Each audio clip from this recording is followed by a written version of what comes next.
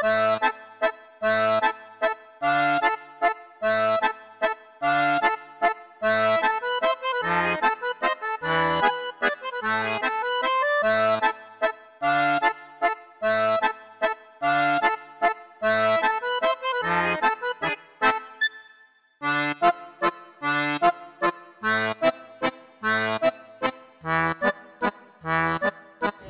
პირველად ჩვენ დავიწყეთ როგორ იყო 95 წელს ქონდა ფილმი ჩვენ ვიყავით პროდიუსერები მე და ბაბა ხოტივარი იყო ფრანგული მხარე აი პიერი შარის ფილმი რო იყო შემდეგ ქონდა კიდე ორი ფილმი ბოლო ფილმი იყო ისე ეს იყო მემკვიდრეობა ის მე და გელამ გავაკეთეთ 2005-ში ეს ფილმი ფრანჩაიზი მანამდე ქონდა კიდევ საინტერესო სამუშაო გავაკეთეთ დოკუმენტური ფილმი მე და ბუბამ ხოტივარმა აბრეშობის გზაზე და ევრონიუსი როა იმან გაუშვა 10 სიუჟეტი მაგიდან და ძალიან ბევრი დაახლოებით 600 მილიონი მაყურებელი ყავდა და კარგი მათითვლებოდა რა იმიტომ რომ მე არ მქონდა ნამუშევარი დოკუმენტურ ფილმებში ბუბას ქონდა გამოცდილება საინტერესო რა არის რომ აქ ისეთ რამებს აღმოაჩენ რომელიც თურმე შენ გაქვს და შენ იცი კაი ძალიან ახალი და განსაკუთრებული აღარაფერი არა ქართველისთვის მან ქართველებისთვის იმიტომ რომ პრინციპი ცხოვრების პრინციპი ურთიერთობის ხასიათი ხო აბსოლუტურად აბსოლუტურად ეკვივალენტურია ქართულის აბსოლუტურად როგორ გითხრა რა როდესაც შენი თავის შესახებ ქართველი ხარ არაფერი არ იცი მაშინ გიკვრის რაღაც ეს მე როცა შენ იცი შენი თავის შესახებ ბევრი რამე მაშინ ხა მე მგონია რომ მე ბევრი რამე ვიცი ჩემი თავის შესახებ როგორც ქართველი შესახებ მაშინ ხო მაშინ იმას რასაც უყურებ ხედავ ხარისხს ამისას შემდგარს ხედავ და შენ იცი რომ შენ ქონდა შენ შემეცნებაში ეს შენ კულტურაში ეს იყო და არის რაღაცა გარკვეული ორგანიზება ჭირდება მე რომ მკითხო თუ რაღაც ახალი განსაკუთრებული ვერაფერს ვერ ნახავ პრინციპში როგორ გითხრა რა ჩვენი ცივილიზაცია ქართველების ხო და ევროპელების პრინციპში ხო ერთი ცივილიზაცია ჩვენ ერთი ცივილიზაციის ნაწილი ვართ ამაში არაფერი გასაკვირი არა უბრალოდ უნდა იცოდე რომ შენ ხარ შენ იცი რა არის მე მგონია რომ ჩვენ ვიცით როგორი უნდა იყოს მაგრამ არა უცნაურია ხო თუ იცი მაშინ რატო არა გაქვს მაგრამ ვიცით გვესმის აი ერთ მომენტს გეტყვი რა აქაოს მე იმდენსაც მოგიხარე მგონი რა ოპერა ხოლმე ცენტრალური ისეთი ადგილია შევესწარი ეს სტანდარტს მათხოვარი კლოშარებს ეძახიან თავის ლებია გაშლილი გვერდზე ბოთლები უდგას და წევს მოვიდა პოლიციელი და როგორ არის ის რადგან წევს პოლიციას არ აქვს უფლება ფეხზე იდგეს და ისე ელაპარაკოს ამიტომ ჩაიჩქა იბანაც და თხოვს ახლა უსმენ მაინტერესებს იქნება აი ცოტა იქით გადახვიდეო რა რატომ არ გადავიდე იქით მე მომწონს შევედა ძალიან გთხოვ უსმენ ეხვეწება პოლიციელი თელი 10 წუთი მე მოვიდა მეორე პოლიციელი და იმანა ჩაიჩქა და ისის თხოვს უხსნიან ხელაპარაკებიან ორი მგელივით ბიჭები არ არის პოლიციელი ბოლო როგორ დამთავრდა იცი ერთ პოლიციელს ლები მიქონდა მეორეს იმის ბოთლები და მიყვებოდნენ და წავიდნენ გავჩერდი რომ უყურები და დავიწერე პიჯვარი მეთქი ღმერთო აი ეგეთი ურთიერთობები ადამიანი რო ადამიანს ხედავს და გძნობს აი ეს მომასწარე მეთქი საქართველოში რა მომასწარე მე მომესწროს მეთქი რა ეს და როდისმე რო იქნება ეჭი არ მეპარება ადამიანი იქ არ აქვს მნიშვნელობა ვინ კარგად დაცვია ცუდა დაცვია აქვს რამე არ აქვს რამე ის არის ადამიანი ეგ არის მთავარი ამიტომ ამერე ამ ფრანგები რო ყველანაირ ღირსეულ როგორ გითხრა რა ჩურილებებს რაღაცა იდეებს სათავეში უდგენ სხვათა შორის ერთი ისე მაქვს წაკითხული რომ გერმანელებმა რო აიღეს საფრანგეთი ერთი გერმანელი წერდა სახში. მე მგონიაო, იცითო თავისებს წერს. ღმერთიო, ფრანგი იყო. დამყრობელი ლაბარაკობს დამყრობელებს. არაფერი არ შეიძლება. პატრის ადამიანს ხედავენ, როჭკუ თქვათ ერთი ეჩხობა მეორეს, ხო? ის მეორე იმ წუთში არ ეშარება ხა. უდეტეს შემთხვევაში რაც მე მინახია. ფიქრობს. აი მე რა დავაშავე ისეთი რომ შენ ესე ხარ გაბრაზებული. ამიხსენე რა ხდება გესმის? რაღაცნაირ ადამიანურ მხარეზე. ის გარო ერთმანეთ მაგალითად. ხება მოუნგრიო მეორეს და ამით მაყოფილი იყო. არა. ეგეთ რამე. ყველაზე სირცხვილად იწვება ძალადობა. ნუ ძალადობა არის ყველაზე როგორ გითხრა იცით? შემაწუხებელი მომენტი. ესეც საზოგადოება რა. მე მგონი ერთი მომენტი ესეთი. მეტროში მოვდიოდი და ვიღაცა გოგონას ისინი რო აქ რა მუსიკა რო უსმენენ ყურებზე ვიღაც ორმა ბიჭმა ფრანგები არიან წარც ეს ხოდეს გოგო ეჩხობება ისინი არ აძლევენ ახალ ჩამოსულება მაშინ რა ადრე ეს გოგო ჩემ ბავშვს მიმამსგავსა და შევწუხდი რა და მივედი და ამ ბიჭებს გამოართვეს და აბაიძულე რა ნუ დაებრუნებიათ რომ დავჯექი ახლა ვიფიქრე რომ კაი საქმე გავაკეთე ხა ჩემ გაგებაში მართლა კაი საქმე გავაკეთე და უცებ აღმოჩინე სახეებზე რომ ძალიან ისე მეყურებდნენ იცი გააჩენი მგზავრები ხო რატო იცი მე არაფერთ არ ვიყავი იმასაც უკეთეს იმიტომ რომ გამოვხატე აგრესია რა თქმა უნდა აგრესიული ვიყავი ესმე ძალიან გამიკვირდა მაშინ მეთქი მე ხომ კარგი საქმე გავაკეთე ტაში და ის არ მინდა მაგრამ იცი რა მოლ ხო გააკეთე თუ არა მაგრამ აი ეთქობა სხვანაირად უნდა მოგეგვარებია და თუ ასე აგვარებ უკვე სწორი არ ახარ კულტურის სამინისტროს აქვს თავისი განყოფილება CNC რომელიც აფინანსებს ნაწილობრივ დაახლოებით როგორც ჩვენი კინოცენტრი ჩვენთან ნაწილობრივ აფინანსებს ფილმებს ამის გარდა არის ძალიან ბევრი რეგიონები რომლებიც აფინანსებენ ფილმებს ნუ როგორ არის არა მარტო ფრანგულს ეხმარებიან აი სხვადასხვა ქვეყნების კინოსაც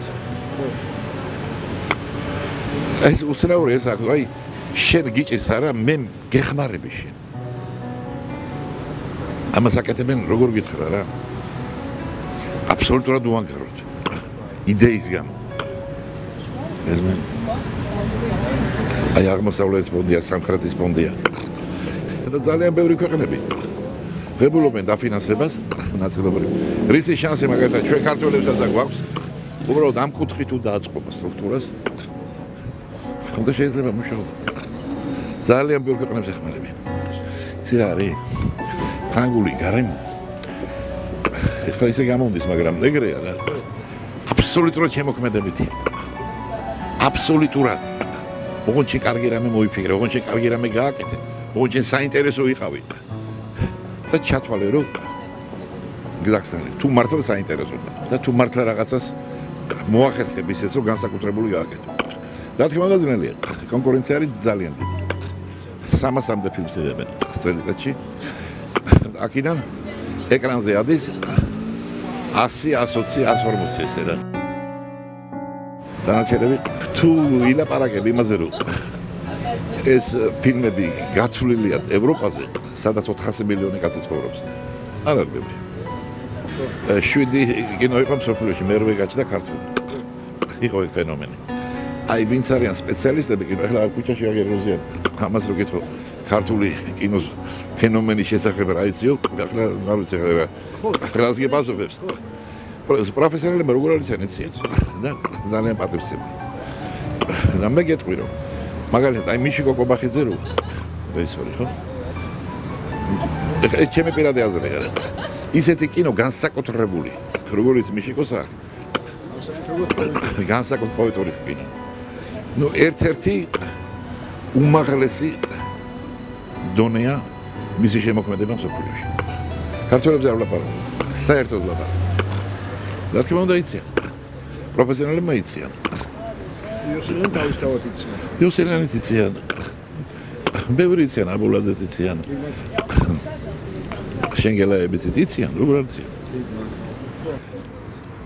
ძალიან ბევრი ქართველი ახლა ემიგრანტები ძალიან ბევრი და ძალიან უჭერთ. ძალიან ბევრი რამეა მოუწესრიგებელი.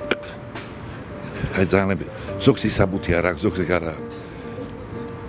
უმრავლესობა წესიერი ხალხია.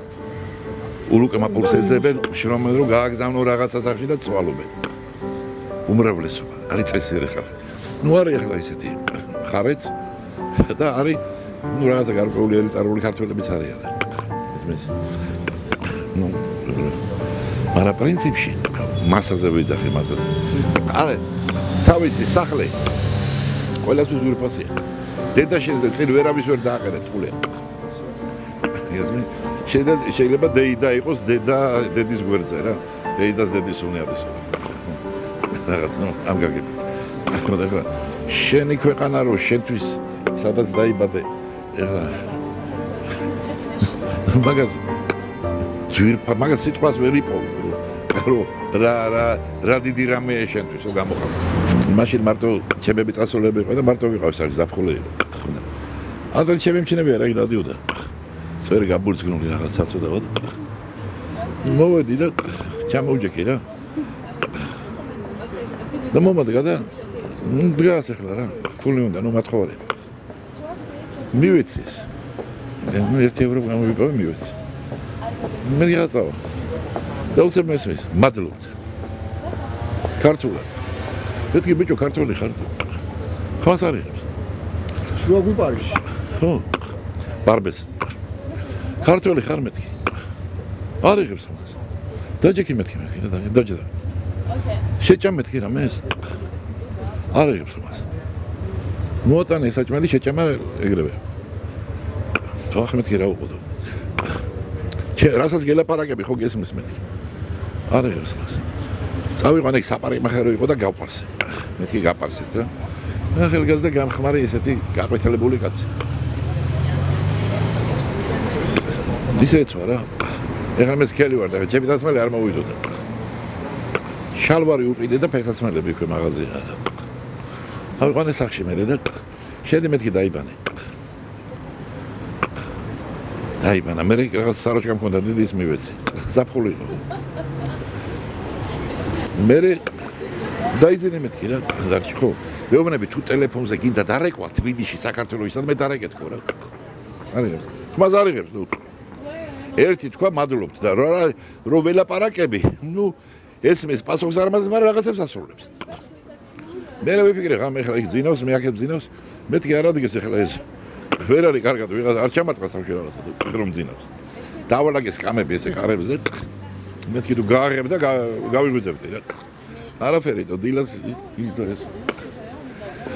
მე მეთქი ხან გაზი არ დატოვს რაღაცა და მე ვთხარი საღამოს მე მოვალ და აი ეგ დამედოდი. მე 5 ევრო. მოვეც საღამოს იქ იყო. კიდევ ვაჭამე საჭმელი კიდევ ის. ბიჭო მეთქი საიდან ხარ თუ მე ხო ქართველი ვარ შენც ქართველი ხარ ხო რა გჭირს თუ ვერ არის საწყალე კარგად ბიჭო აი რაზე გინდა მეთქი ვიმღეროთ ან რაღაც აი ხის ქნათ რა აი რაღაც ისენი მაქვს მეთქი მუსიკები არ აინტერესებს ბოლოს უთხარი მეთქი აი ფანქარი ფურცელი აბა დაწერე მეთქი აი რას დაწერე რა და დაწერა დედა